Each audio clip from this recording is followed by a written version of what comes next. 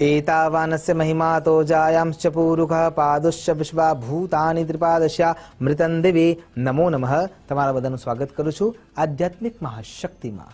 આજે દેવશયની એકાદશી, જેને દેવપોઢી એકાદશી પણ કહેવામાં આવે છે, જેને યોગ નિદ્રા એકાદશી પણ કહેવામાં આવે છે અને પદ્મનાભા એકાદશી પણ કહેવામાં આવે છે। આ એકાદશીમાં આપણે જે તપ કરીએ છીએ, જપ કરીએ છીએ, વ્રત કરીએ છીએ, વિધિ કરીએ છીએ, વિધાન કરીએ છીએ, યજ્ઞ કરીએ છીએ, યાગ કરીએ છીએ, એ બધું જ અક્ષય થઈ જાય છે। કેમ કે આજે ભગવાન વિષ્ણુ નારાયણ પોતાની યોગ નિદ્રામાં મગ્ન થવાના છે। એટલે જ્યારે એ આંખ બંધ કરે છે તો એ સ્મરણ રૂપે હર હંમેશ રહેતું હોય છે। એટલા માટે થઈને આજનો દિવસ ખૂબ જ મહત્વનો બની જાય છે। જેમ ભગવાન સાંબ સદાશિવ સમાધિમાં જઈને પોતાની જાતને વધુ પ્રબળ અને પ્રશસ્ત કરે છે, એમ ભગવાન વિષ્ણુ નારાયણ યોગ નિદ્રામાં જાય છે અને પોતાની એક જાતની જે તપશ્ચર્યા છે એમાં એ સ્થિર થાય છે। તો પ્રશ્ન એ છે કે જો જગતના પાલનહાર સૂઈ જાય છે 4 મહિના માટે, તો આ સચરાચર સૃષ્ટિને ચલાવે છે કોણ? આ 14 બ્રહ્માંડ જે છે એને સારી રીતે વ્યાપન કરાવે છે કોણ? અને કોણ એનું દાયિત્વ નિભાવે છે? તો જ્યારે ભગવાન યોગ નિદ્રામાં જાય છે ત્યારે ભગવાન સાંબ સદા શિવ અને બ્રહ્માજી આ દાયિત્વને સંભાળતા હોય છે। અને એટલા માટે શ્રાવણ માસમાં આપણે ભગવાન સાંબ સદા શિવની આરાધના કરતા હોઈએ છીએ। તો એવું કયું કારણ છે કે જેના થકી આ ઘટનાઓ ઘટિત થઈ અને એના આધારે આપણે આ દિવસને આટલું મહત્વ આપીએ છીએ? તો સૌથી પહેલું યુધિષ્ઠિર મહારાજના પ્રશ્નોના જવાબમાં ભગવાન શ્રી કૃષ્ણ એમ કહે છે કે આષાઢ માસના શુક્લ પક્ષની જે એકાદશી છે એને દેવશયની એકાદશી કહેવામાં આવે છે અને એ દિવસે ભગવાન વિષ્ણુ નારાયણ યોગ નિદ્રામાં જતા રહે છે। તો સૌથી પહેલું તથ્ય અને પહેલું કારણ એ છે કે જ્યારે ભગવાન વિષ્ણુ નારાયણ પોતાની તમામ પ્રકારની તત્વજ્ઞ શક્તિઓને પોતાના અંદર આત્મસાત કરી રહ્યા હતા, એટલે કે સુદર્શન ચક્રને ધારણ કરી રહ્યા હતા, પોતાની અષ્ટ સિદ્ધિઓ અણીમાં ગણીમાં લગીમાં પ્રાકમ્ય ઈશિત્વ વિશિત્વ આ બધાને જ્યારે પોતાના શરીરમાં જગ્યા આપી રહ્યા હતા, ત્યારે યોગમાયા ત્યાં પ્રગટ થાય છે અને ભગવાનને નમન કરીને એમ કહે છે કે પ્રભુ મારું સ્થાન ક્યાં છે? અને એ વખતે શ્રી હરિનારાયણ એવું કહે છે કે તમે તો મારી દ્રષ્ટિ છો। જ્યારે હું કોઈ વ્યક્તિને સજા આપવાની છે અથવા એના ઉપર કૃપા કરવાની છે અથવા એને માયામાંથી દૂર કરવાનો છે અથવા એને માયામાં મૂકવાનો છે, તો એમાં મારી દ્રષ્ટિ જ્યારે પડે છે ત્યારે એ તમારા થકી પડે છે અને એટલા માટે તમે મારી આંખોમાં વ્યાપ્ત રહેશો। તમારું એક નામ યોગ નિદ્રા છે અને જ્યારે મારે મારી ઉર્જાને આત્મસાત કરવી છે ત્યારે મારે તમારી જરૂર છે। ભગવાન યોગ નિદ્રાને પોતાની આંખોમાં સ્થાન આપે છે અને એમને પણ એવું સમજાવે છે કે હું જગતનો પાલનહાર છું। એક વધારે અંતરાલથી જો હું તમારા સાથે સમય વ્યાપન કરું તો આ સચરાચર સૃષ્ટિનું જે વ્યાપન છે એ અટકી જાય અને એટલા માટે એ પોષણ તત્વને પૂરું પાડવાની જે મારું દાયિત્વ છે, જવાબદારી છે, એ હું નિભાવી ના શકું। એટલા માટે કેવળ 4 માહ માટે થઈને હું તમારા સાથે રમણ કરીશ અને એ હેતુથી ભગવાન યોગ નિદ્રાને પોતાના ચક્ષુમાં આ 4 મહિના માટે સ્થિર કરે છે। અને આ પહેલા તથ્ય દ્વારા આપણે એવું સમજી શકીએ છીએ કે આ દેવશયની એકાદશી કેમ છે।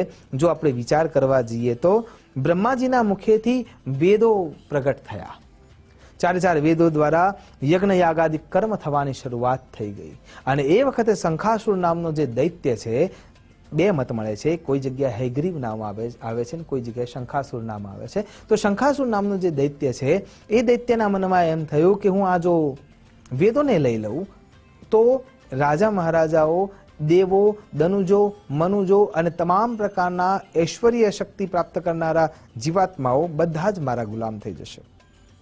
કેમ કે યજ્ઞના અંદર જે હોમ થાય છે એમાંથી જે હોમ તત્વ મળે છે, જેને આપણે સોમરસ કહીએ છીએ, એના થકી જ દેવો શક્તિ પ્રાપ્ત કરે છે અને એટલા માટે એ જે શંખાસુર છે એ બ્રહ્માજી પાસેથી 4 વેદોને લઈને સમુદ્રના ગર્ભમાં જતો રહે છે।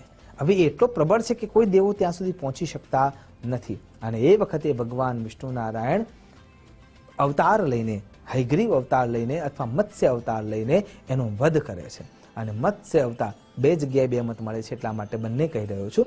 તો એ અવતાર લઈને એનો નાશ કરે છે અને વેદોને મુક્ત કરે છે.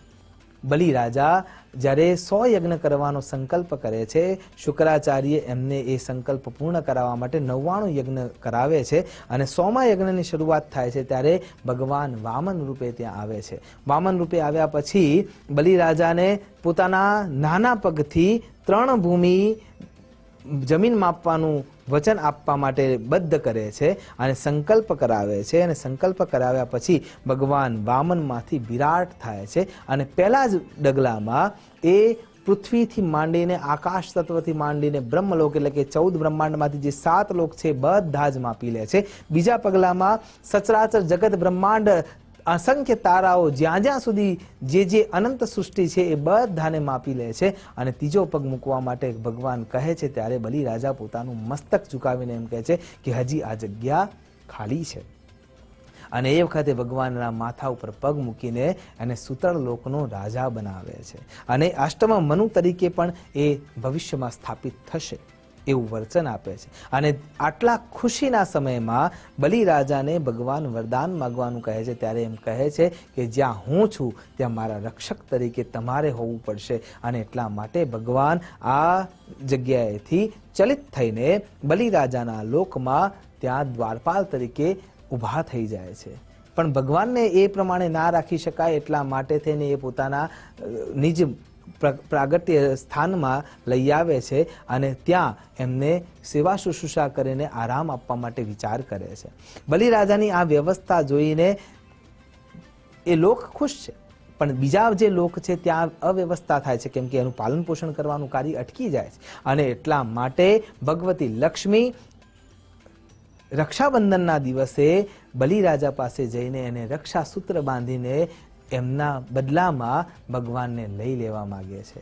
અને આ 4 મહિના ભગવાન ત્યાં રહે એવું વચન બલિ રાજા માગી લે છે. એટલા માટે દર વર્ષે આ ચાતુર્માસના અંદર દેવશયની એકાદશીના દિવસે ભગવાન બલિ રાજા પાસે જાય છે અને ક્ષીર સમુદ્રમાં એ આરામ કરતા હોય છે, યોગ નિદ્રામાં યોગ નિદ્રા સાથે પણ રમણ કરતા હોય છે.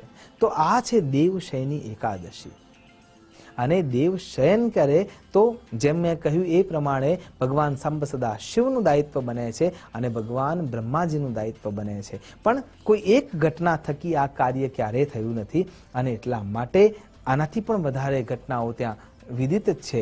પણ કહેવાનો અર્થ એ છે કે આપણે આપણા તપશ્ચર્યાને પ્રબળ બનાવવા માટે આ એક ઉત્તમ સમય જે ચાતુર્માસ રૂપે આવે છે, જેની શરૂઆત આજના દિવસથી થાય છે, તો એ મોકો ખરા અર્થમાં અવસર બની જવો જોઈએ.